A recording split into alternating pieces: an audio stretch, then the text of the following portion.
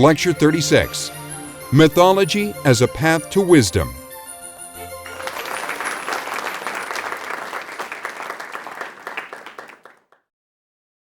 We come now to the end of our course, and we ask, what have we learned? I, for one, have learned a very great deal. I have enjoyed all the courses I have done with the teaching company, but perhaps this has been the most enjoyable and rewarding for me. I have been taken into new fields. I have been taken to questions that I had studied from an entirely historical perspective, and now looked at them from the broader perspective that our course has opened up for us on the meaning of mythology. It's good to learn. One of my favorite characters from antiquity is Solon. Solon, who was Archon of Athens in 594. Solon, who exemplified the Greek ideal of nothing in excess. He had been chosen by his fellow Athenian citizens. Athens was on the verge of civil war, and they asked Solon to become a dictator and bring peace and order. He did not. Instead, he created a balanced constitution, and then, having given Athens its laws and its constitution, went away to travel for 10 years. And his favorite saying, and he lived to be very old, was, "Every day grow older, and every day learn something new." And I think it is perhaps the chief reward of a long life, to keep learning, to keep changing our mind. When I meet someone who says, "I haven't changed my views since I was a sophomore in college," I want to say, well, why didn't you kill yourself then? What is the point of living on if you don't learn? And so I learned a great deal from this course.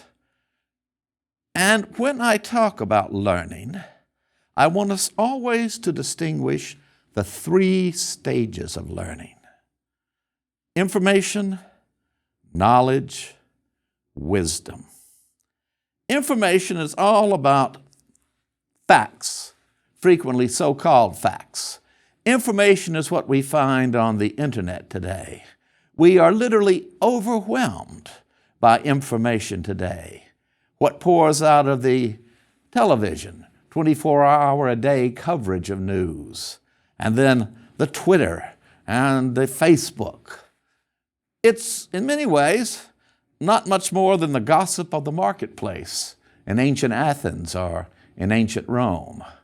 But facts are important. But the next step is to take these facts and weave them into a coherent whole, as we have done in this course. That's knowledge. That's taking facts and creating a broader interpretation from them.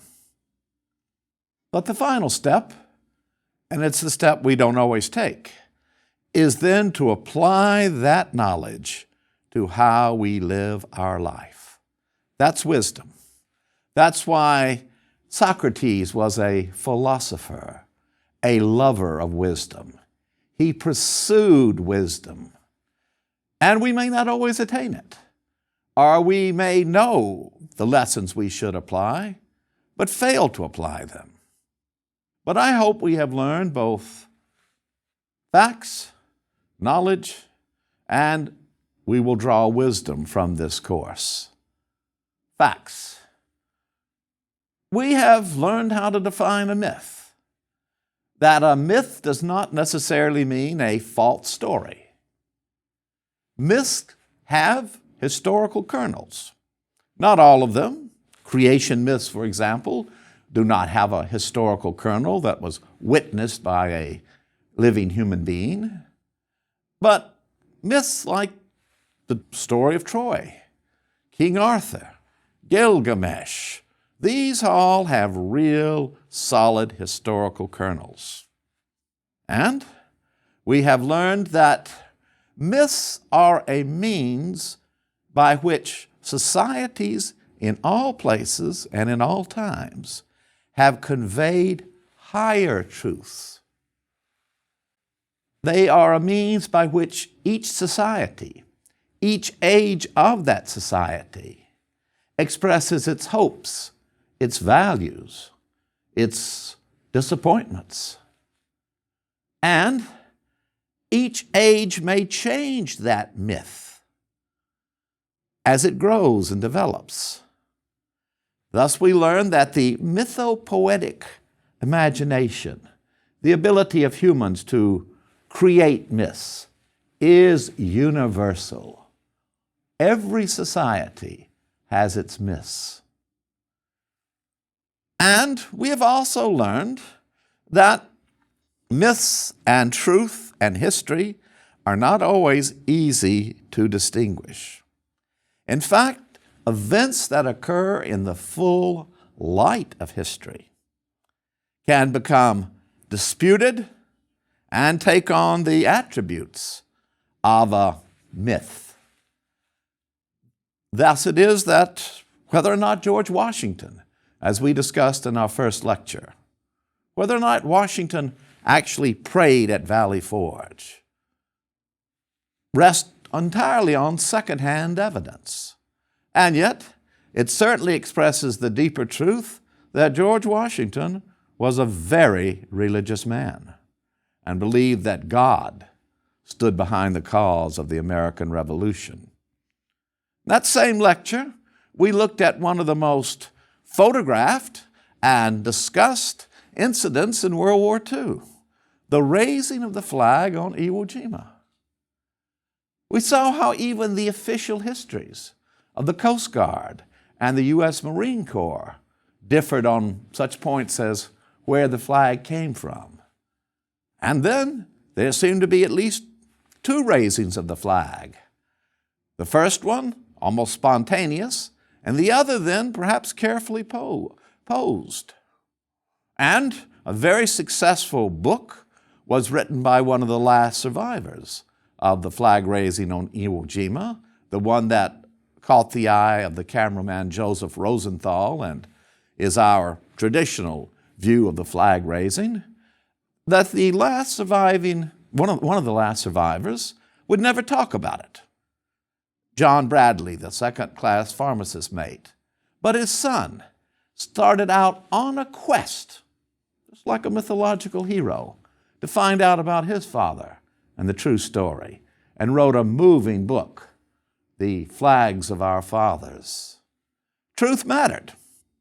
One of the Marines present at that ceremony, that flag raising, that glorious event, was Ira Hayes, a Pima Indian.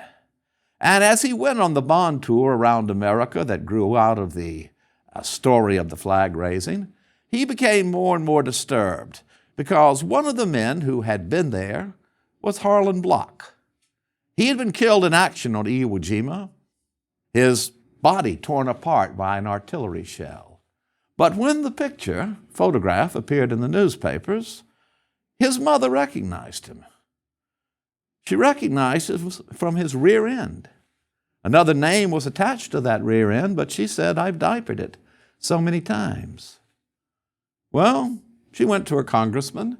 Questions were asked.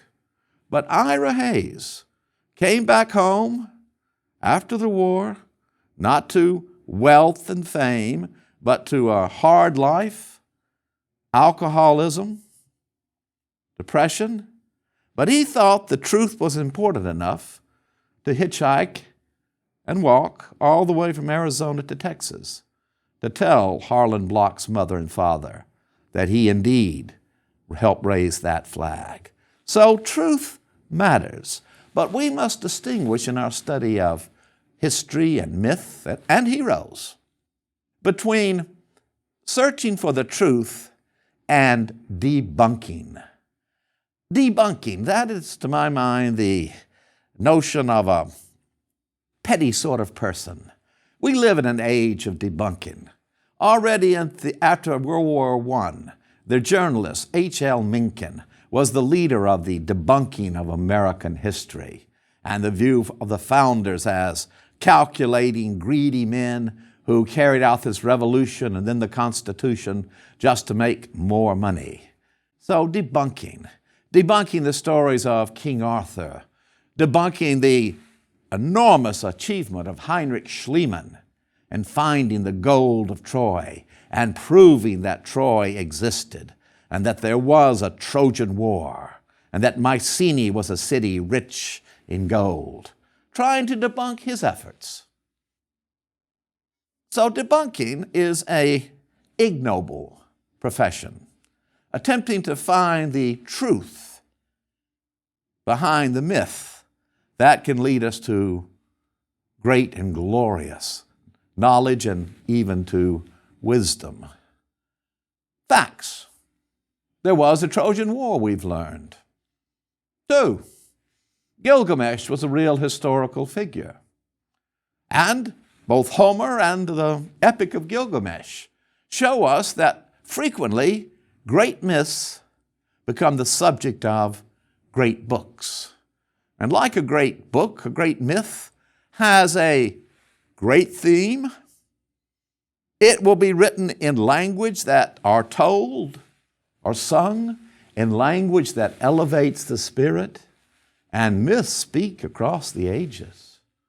The story of Beowulf would become one of the most popular films in the latter part of the 20th century. King Arthur can still move the audiences at a movie theater. So they have a great theme, written in language or composed in language that elevates your spirit and speaks across the ages. And I hope we have discussed a number of myths that speak to you personally, individually. I have chosen those that speak to me, but I want them to speak to you as well. And they will, if you open up your heart. We've also determined that there can be mythology about real historical figures, not just a kernel of a historical figure like King Arthur or Beowulf, but men who lived in the full light of history. Julius Caesar, Alexander the Great, Napoleon, even a General Patton, George Armstrong Custer. These attract myths, and they frequently change as a society changes. We talked about the mythology of George Armstrong Custer and Hollywood.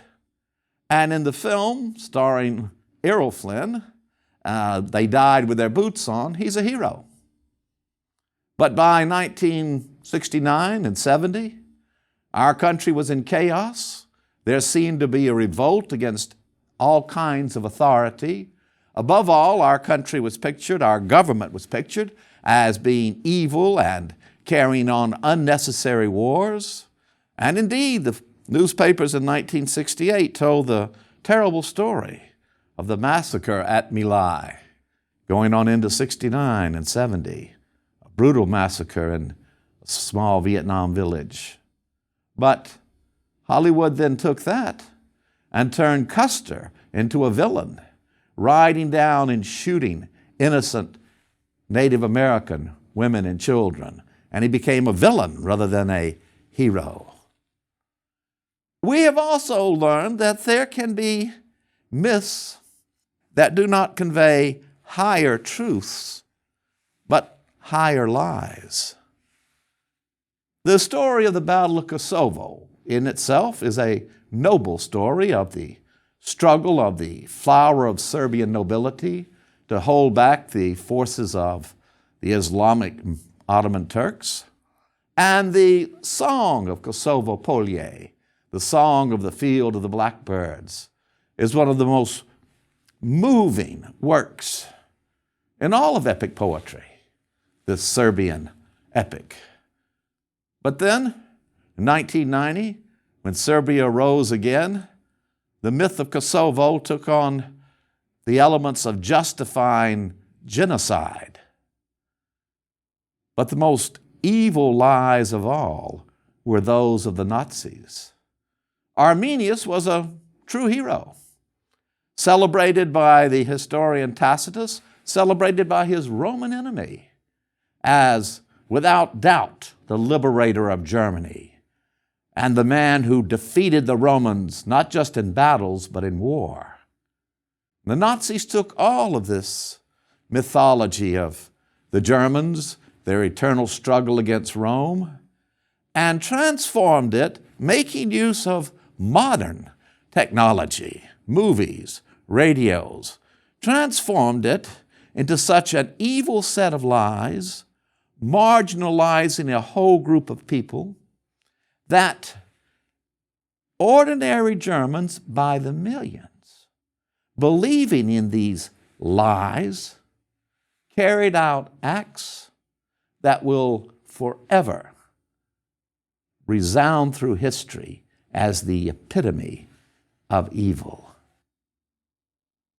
So, myths can both uplift us and they can lead us far astray. And to make sure we aren't led astray by myths, we want to know what knowledge we have gained from our study. How do we bring these together? We have seen how a great myth can convey the values of a society. The heroic age, it's universal. An epoch in history when warfare is the noblest of deeds, where warriors define themselves by their courage, their valor on the field of battle, their ability to use a weapon, their magnanimity, their generosity, but their ferocity against those who have offended them, their honor which is more precious to them than life itself. The Iliad is the heroic age of Greece. The Beowulf sings the heroic age of the Germanic peoples. The samurai is the heroic age of Japan. So the heroic age conveys through its myths these values that take on a higher truth. For like the Iliad and the Beowulf all tell us that ultimately we must die. Like Gilgamesh, we can go in search of eternal life, but we will fail. Death will be our end. And what matters is the legacy that we leave behind. The myth of King Arthur, certainly portrayed in the mind of Winston Churchill, the ideal of a leader of England who in its darkest hours stood forth against a valiant, disciplined, and barbarous foe, Arthur against the Anglo-Saxons, Churchill against the Germans. But it also conveys the highest values of the Middle Ages, the chivalry, the courtly love, the search for the Holy Grail. These all attest to the Christian ideal of a God of love, a God of love and light. Dante, as he finally reached the pinnacle of heaven, saw the love and light of God. Gothic cathedrals with their rose windows and the light streaming through that window. Your soul soared up into heaven, and the light of the sun was but a symbol of the light and love of God. And the Holy Grail, that attested to the deepest mystery of Christianity. God so loved the world that he gave his only begotten Son, that whosoever believeth in him shall not die, but have everlasting life. God so loved the world that he gave his Son, and that Son died by crucifixion. If God were all-powerful, why did he not just snap his fingers and everyone would be saved? No, he sent his Son, and his Son had to suffer. In a Good Friday sermon, the Pope addressed this question, took questions from the audience. Why do we have to suffer? A Japanese little boy asked him, why did we have that terrible tsunami. A mother whose son was in a coma. Ask why. And the Pope could say, that is the central mystery of Christianity. God has a plan, and we do not have the wisdom to know all of it. We can only trust and believe. And thus it was only the most trusting, the most chaste of the knights of the Round Table, Sir Galahad, along with his friend Sir Percival, also chaste, would see the Grail and understand that the body and blood of Christ were truly there in the ceremony of the Mass. So the highest truth of Christianity conveyed through the story of King Arthur. And our own American frontier, Davy Crockett, General Custer, Jesse James. These values of a nation that is self-reliant, that has been uniquely chosen to bring liberty to the world, a nation that fights for justice and never seeks a war, but when it comes, it will fight for the right, and it will win through, as Franklin Roosevelt said, to the inevitable victory. So help us God. These are conveyed by the myths of Davy Crockett, and they have been made even more powerful by the myth-making ability of Hollywood and the film industry and television. All our modern technology is able to create totally new sets of myths that convey good values, like Star Wars or Avatar. So our own country is founded in a belief in the power of myths, myths as truths. For that's what the Declaration of Independence says.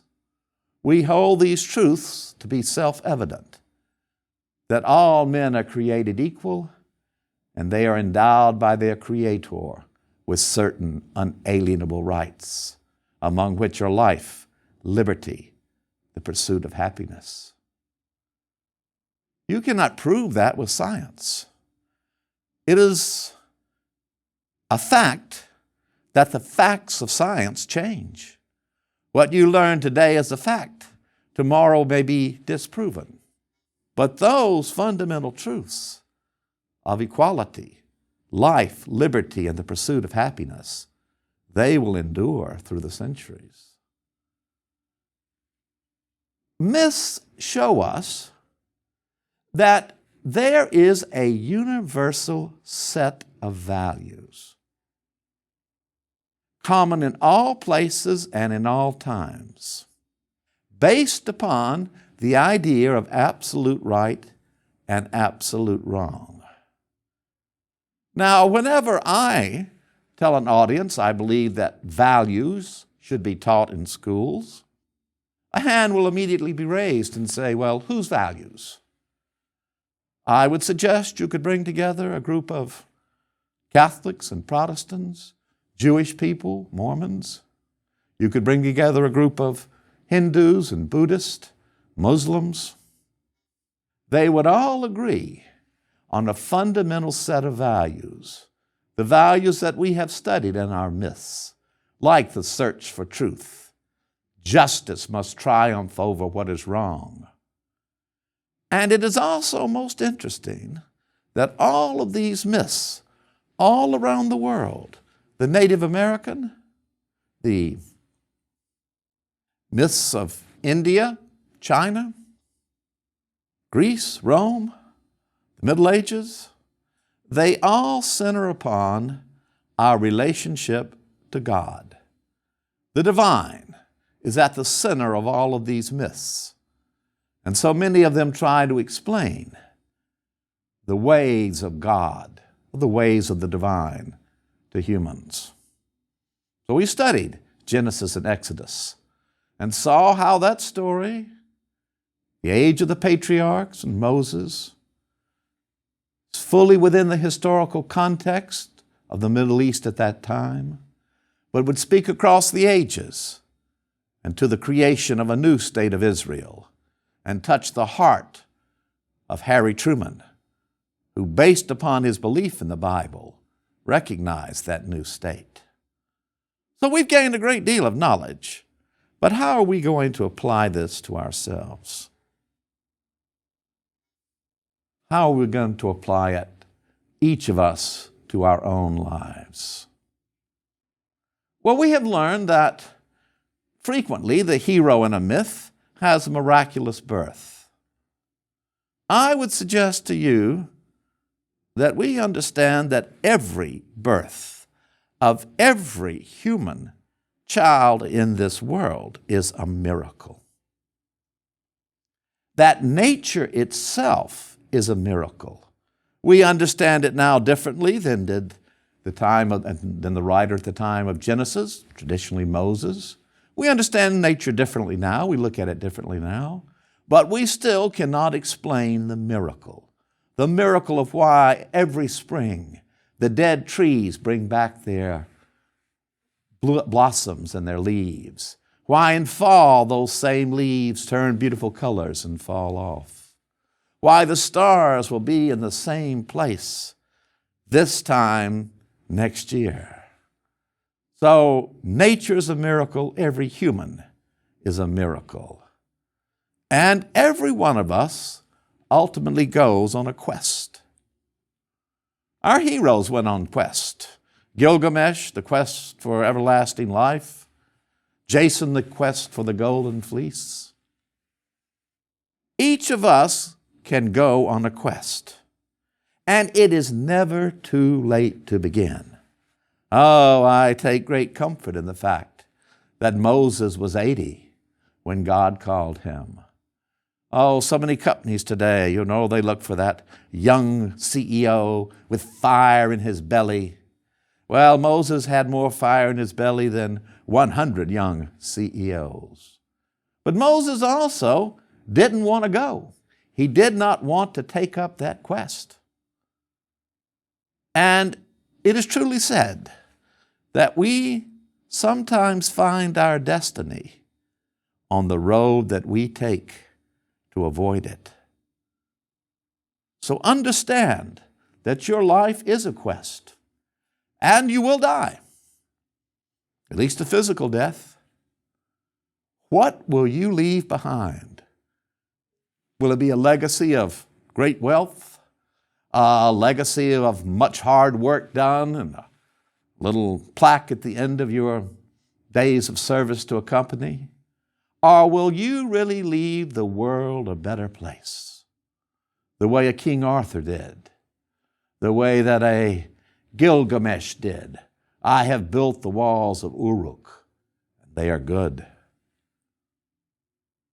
Go on your quest, no matter what your age.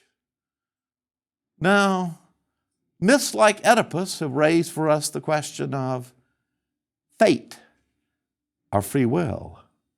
Do we have free will? Or, as Oedipus said, he was fated by the gods to do his awful sins. And we are no wiser than the Athenians of the 5th century BC, no wiser than Sophocles. For our science of today has shown us the overwhelming power of genes and DNA. You are by your very genes destined, we are told, in your quest and how you will respond to it. I say nonsense. I say our ultimate lesson from studying the heroes of mythology is that we have free will. We can determine our destiny. And we can determine how we respond to all of the troubles and sorrows and to all of the good things that life brings us in this world. We are the masters of our fate. We are the captains of our soul. That is the ultimate wisdom from the great myths.